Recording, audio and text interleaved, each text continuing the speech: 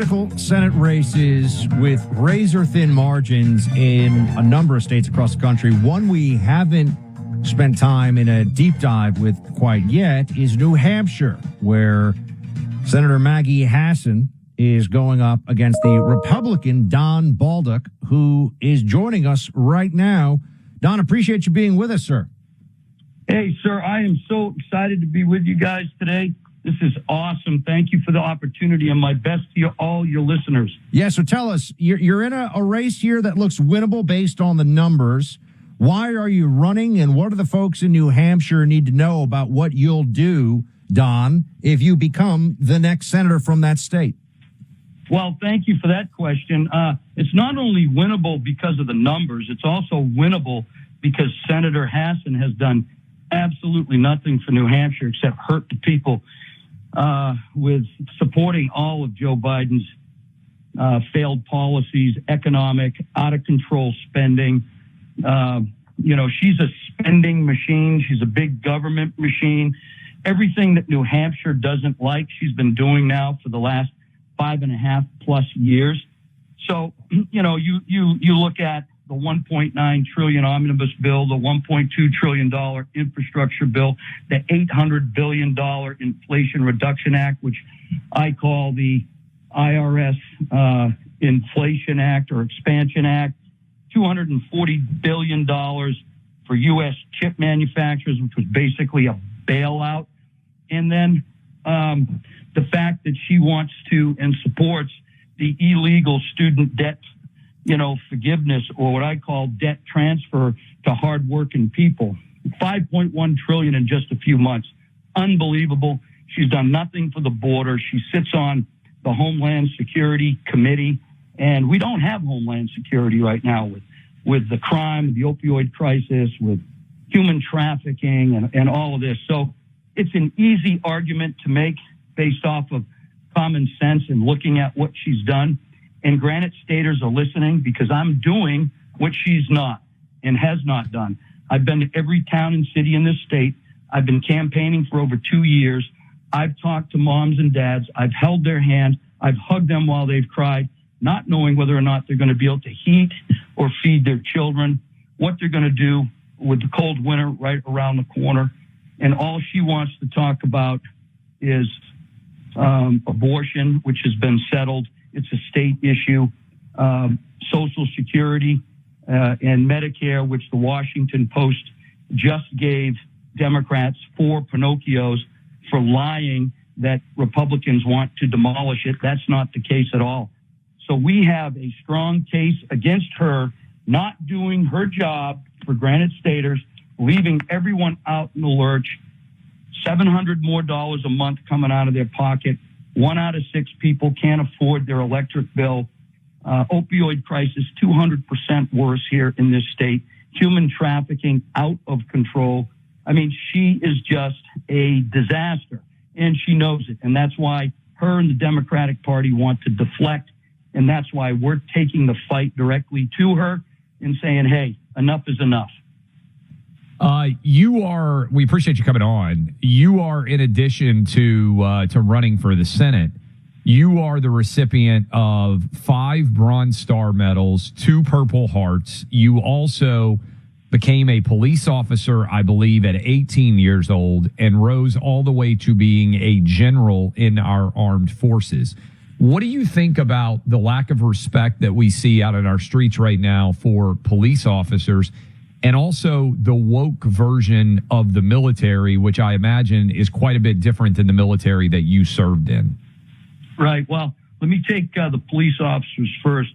First of all, what the Democratic Party has done over the last, 3 years, basically since, COVID started, is they have created a situation in which our law enforcement is not respected, and they have taken the bad actions of a few and cast them on everybody. Let's think about what they did, early on in COVID when, you guys are essential. And then when they came out with this vaccine only purely to put money in career politicians and big pharma's pocket, did they say, in order to work, you have to get these shots? And we've seen how that directly has impacted retention of police officers across this nation. The fact that the assault and killing of police officers is at an all-time high. Suicide among police officers is at an all-time high. Maggie Hassan supports all of these policies, and she may not have direct statements supporting them, but by not saying anything, silence is consent. She has done nothing. I have received the backing of the New England Police Benevolent Association and the United Federation of Police Officers, and we expect to collect more, because I will back our police. I will support law-abiding citizens. I will make sure that our police officers have the funding that they need. And more importantly, I will go to Washington, D.C., and I will change this narrative about our police officers and first responders in general to one of a positive and not a negative. And that's really what needs to be done. Now, our military, this has been a work in progress. It started in the Obama administration. I believe now, looking back and studying and seeing some of the reasons I was counseled as a general officer are directly related to the fact that I was assessed as somebody who would not support these woke policies. And so therefore I was asked to retire. Even though as a 1-star I was given a 2-star job, I was not promoted in that job, even though my evaluations suggested that, stated that I should be. I wasn't. And it's because they knew that in Don Bolduc, I would not put up with our service members being forced to have vaccination when there's no operational requirement for it, forced to have pronoun training, stand down on critical military training, making our military so woke that now it's marginally capable of doing its job, and changing how we develop our leaders in our academies to one of, a go along to move along instead of character, integrity, candor, courage. And this is the problem we have. So all those officers at the 4 and 3 and 2-star levels are all deliberately selected for the purpose of going along with this very dangerous political agenda that's emboldened China, Russia, North Korea, Iran. And I need to get in Congress, because I've worked with them, I know them, and I will ask them the tough questions, and we will get this changed and reversed.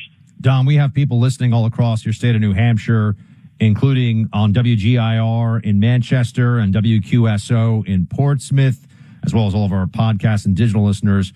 Just want to know, where can they go to help? Because if Don Bolduc is able to win, folks, this could be the balance of power in the Senate at stake. Where should folks go, and how can they get involved? Well, sir, they need to go to donbolduc.com, and you go there and you can do just about anything. You can donate, you can volunteer, and that's, really what we need. We have 1,000+ volunteer army out on the ground that we established during the primary and our bottom-up campaign, and they are the heart and soul of this bottom-up campaign we have. We need help with donations, obviously. And I get it. It's a tough economic situation out there. But at the end of the day, I have to compete with her in only one area, and that is ads. Top down, get my ads in there, get on TV.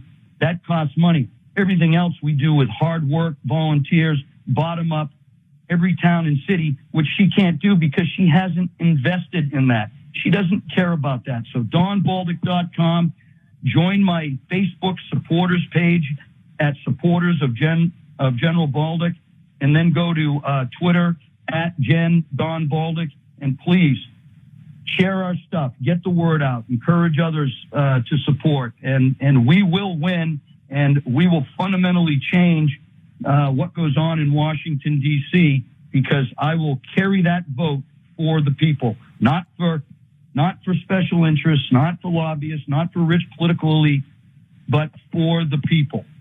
Don Bolduc. Don, best of luck to you. Thank you for your service, sir, and we wish you the best with the Senate race.